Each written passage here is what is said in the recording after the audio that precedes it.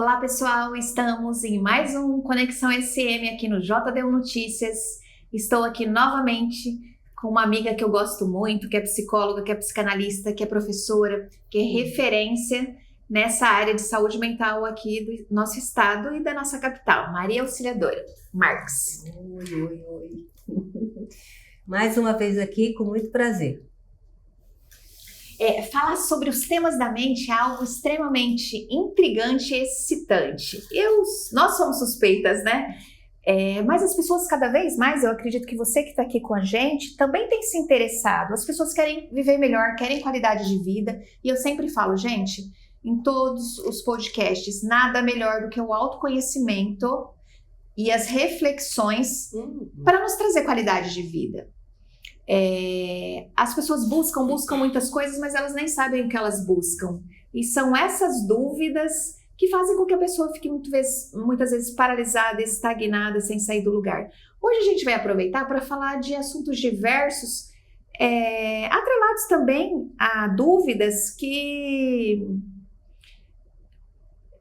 como eu poderia dizer, nós não temos nada exato. Inclusive, eu gosto desse tema, dessas perguntas diversas, porque as pessoas estão sempre procurando o exato, o concreto. E claro, tem coisas na vida que nós temos ali exatidão. Mas quando a gente fala principalmente de relacionamento, esse comportamento está certo, esse comportamento está errado. Eu sempre gosto de utilizar objetos e falar, gente, se você pegar um celular que seja, um anel que seja, e olhar à frente e olhar atrás, são situações muito diversas e as pessoas ficam brigando muitas vezes por coisas que nem estão equivocadas. Tudo na vida depende do vértice que a gente olha. E olha que tem coisas que tem diversos vértices. E principalmente quando a gente fala de relacionamento, de vínculos, esse é um tema que me atrai muito, porque nós falamos ali no programa anterior, esses dias, o quanto tudo está atrelado, né, à formação da identidade, da personalidade da criança, do adolescente, aos contatos, aos relacionamentos, aos vínculos, ali principalmente da primeira infância. Então a vida é sobre isso, gente. Tem muitas coisas que são exatas, mas a maioria das coisas, e principalmente quando a gente fala em sentimentos e relacionamentos, não tem exatidão. Então a gente vai falar sobre coisas diversas, mas espero que vocês gostem, porque realmente é um assunto que nos chama muita atenção. Por exemplo, a mente mente ou mente não mente? Dora? Então, a mente mente para o outro, para si não. Ah, mas ela mente, você mente para você? A gente costuma escutar isso frequentemente, né? A gente até diz para o outro, você está mentindo para você. Ou a gente diz pra gente, eu acho que eu estou mentindo para mim, estou me enganando, melhor dizendo, usamos predominantemente essa expressão. Na verdade, assim, de novo, são pontos de vistas, né? Eu vou dizer que a mente minha, né, mente para mim? Não, é que eu tenho um filtro, eu tenho filtro, todos nós temos um filtro. E o jogo, né, desse filtro é justamente fazer com que algumas coisas eu tenha consciência e outras eu não tenho consciência.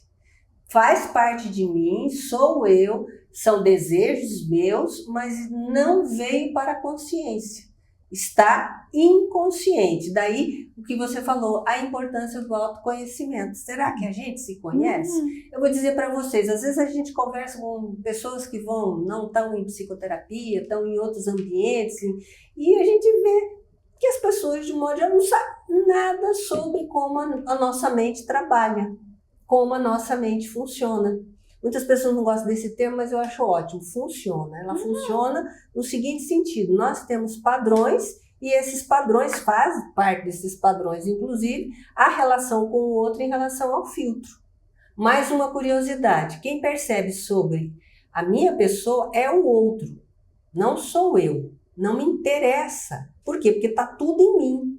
Se eu sinto, mas eu não tenho que organizar esse sentir. É igual ao sonho. Você sonha, você não fica pensando no seu sonho, a não ser se você for contar para o outro. Ele vem como se fosse, né, uma revelação. E pronto. E vem através de imagens. Quando eu tenho que pensar a respeito disso, é porque eu tenho que, de alguma forma, julgar esse sonho ou contar para a pessoa. Então, autoconhecimento. A maioria de nós não nos conhecemos. E vamos nos conhecer pelo impacto que a gente causa, inclusive, no outro, né?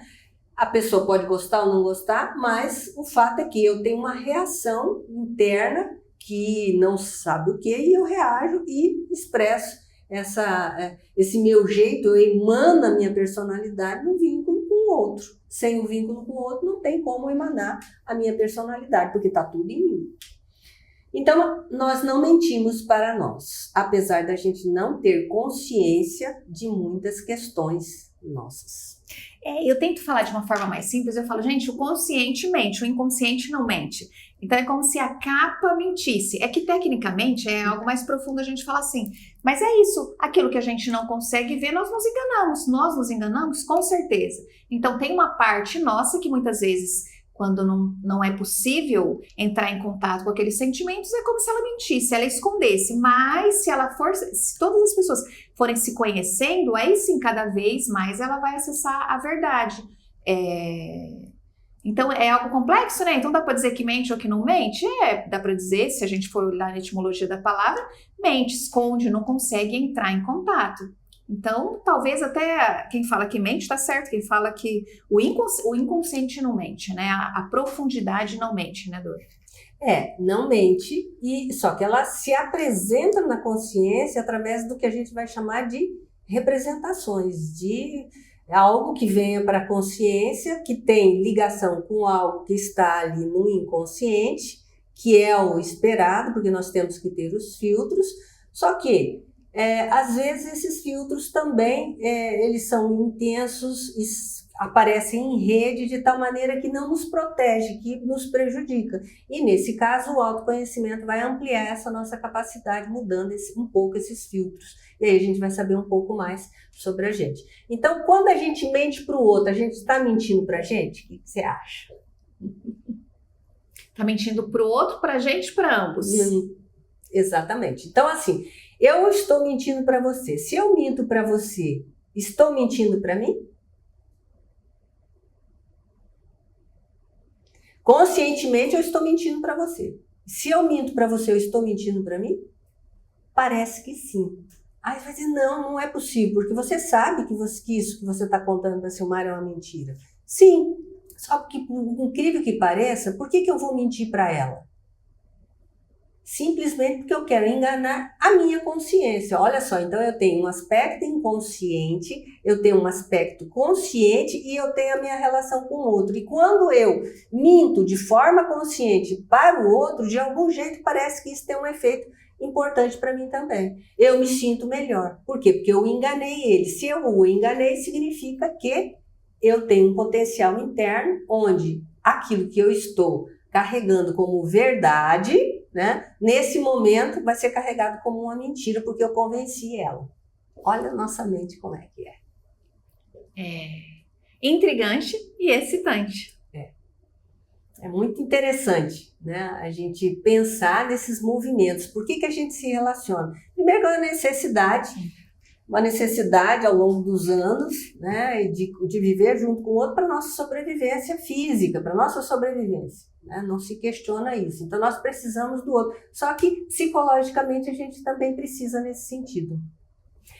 Outro movimento, quando eu tenho raiva de uma situação, então eu descarrego. Tem graça descarregar se não for descarregar naquele momento que a gente estiver sentindo algo. Por exemplo, uma fechada no trânsito, da raiva, né? De um modo geral, as pessoas ficam com raiva. Por quê? Porque a gente pode, inclusive, dizer, fulano estava errado. E isso nos alivia? Parece que sim, porque é muito frequente. Então, a gente imagina que sim, porque tudo aquilo que vem da nossa mente, em que a gente pratica, nós estamos entendendo que aquilo é uma forma de satisfação.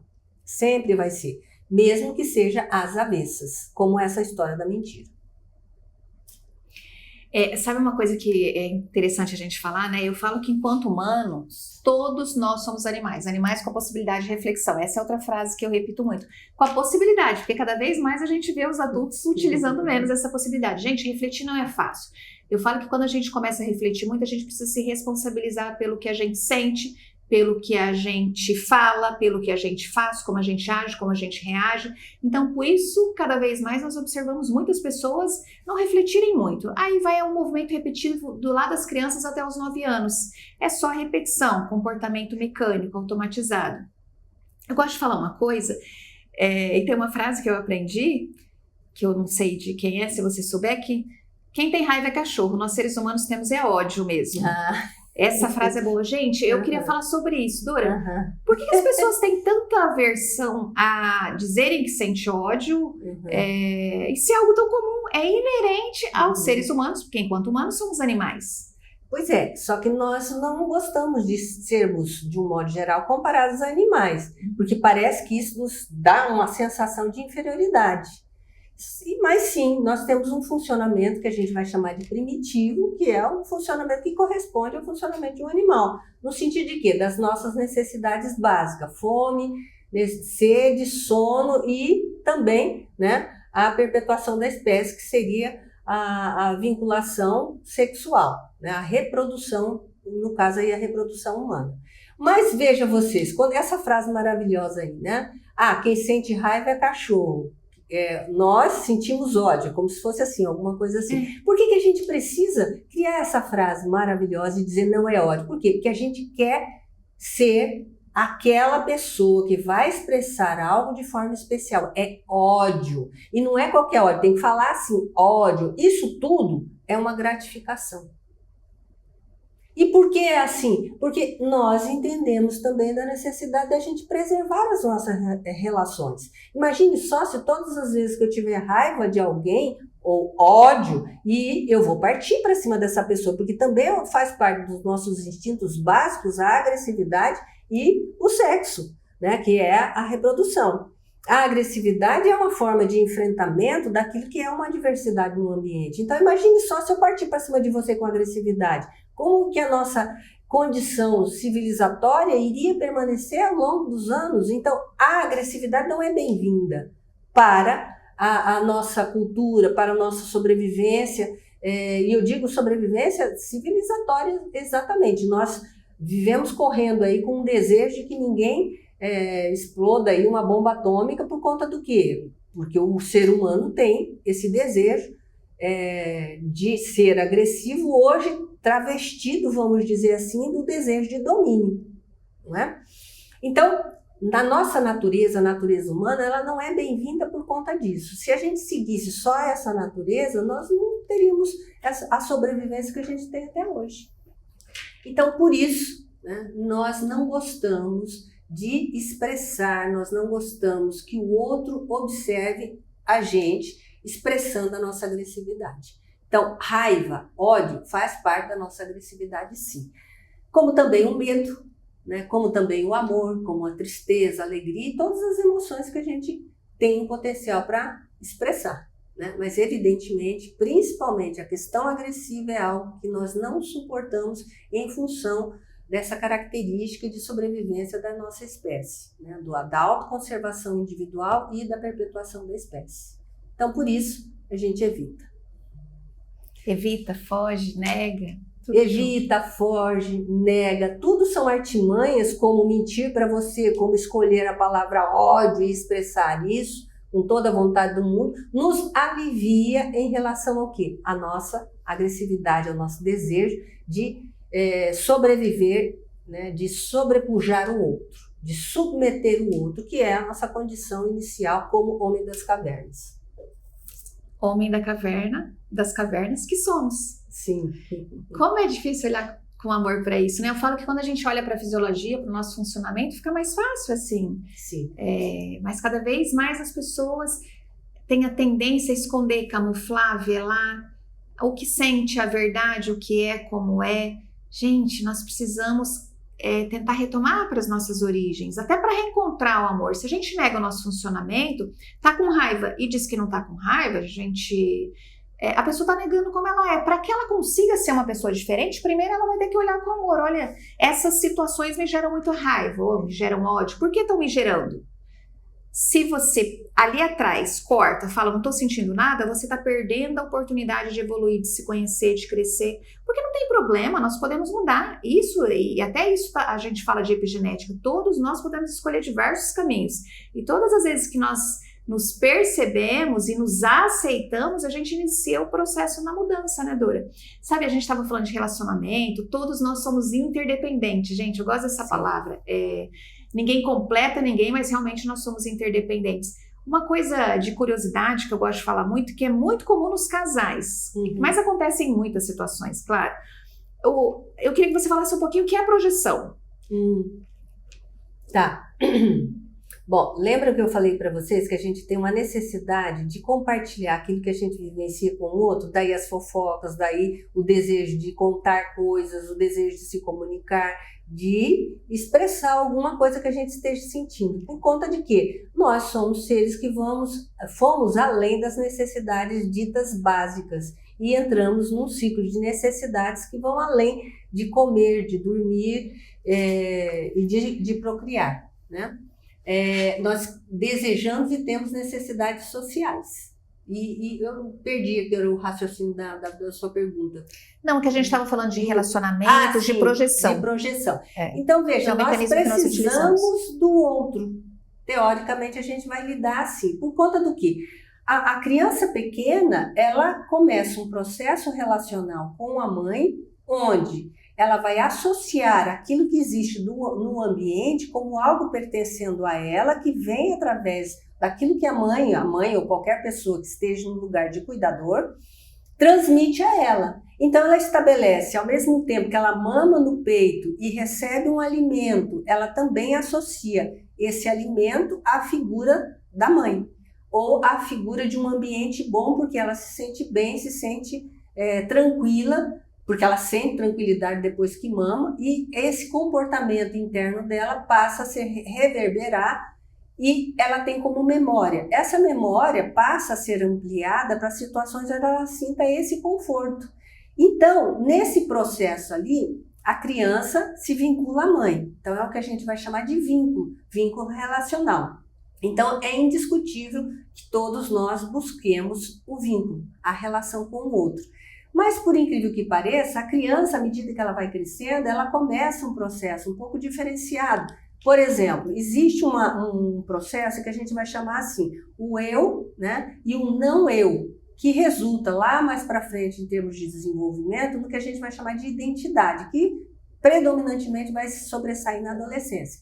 Então, a minha identidade significa eu saber que eu sou eu e ela é ela. A criança consegue perceber isso por volta dos 4 anos de idade. Eu sou eu, ela é ela. Antes não, só existe, se alguém fala mãe, é a mãe dela, não é a outra. Não são outras pessoas, porque para aquela criança naquele momento tudo é ela e tudo está resumido naquilo que ela tem na mente dela, porque ela não tem noção clara sobre a realidade. Então vejam vocês, há um processo de identificação e de associação constante em todos nós. O que acontece que a gente vai dizer projeção?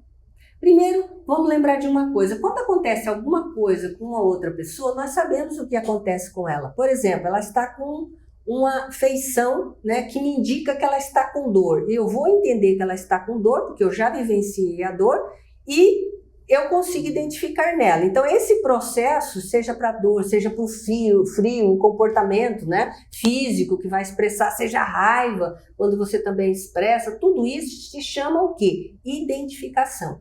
Eu sei que você está assim, porque eu já estive assim. Só que a minha mãe disse que eu estava assim. A mãe diz assim, a criança pequena está com frio, mas ela não sabe, porque ela ainda não entrou no processo de realidade, que a gente vai chamar de processo, princípio da realidade.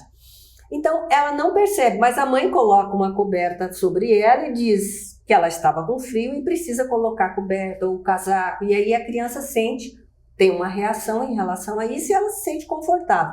Ela vai transferir, teoricamente, essa imagem do conforto, da coisa boa, né, para outros elementos. Então, quando ela observa que você também está com aquela afeição de algo confortável, ela vai atribuir isso a você. Então, vejam vocês, o tempo inteiro a gente fala em empatia, tudo vem através desse processo de identificação e de associação desde muito cedo, que vai se ampliando à medida que a gente vai crescendo.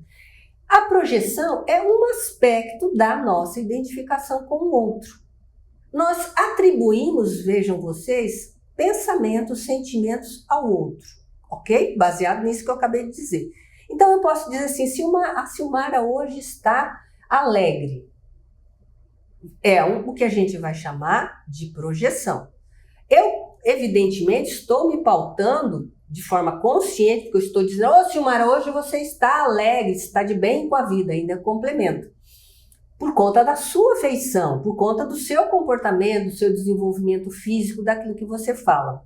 Ou o inverso disso, né? Então eu digo isso, mas ela está alegre ou ela não está alegre? Aí é outra coisa. Então aí isso pertence à mente dela. Como lembrando aí que a Silmara estava falando agora há pouco que a gente também tem defesa. Então a gente pode sorrir, mas não ser realmente um sorriso em que de fato a gente esteja feliz. Só que todos nós a gente disfarça, mas a gente sabe o sorriso que é falso e o que não é falso. Por quê? Porque a gente sorri de forma verdadeira e a gente sorri de forma falsa também, ou qualquer outra coisa.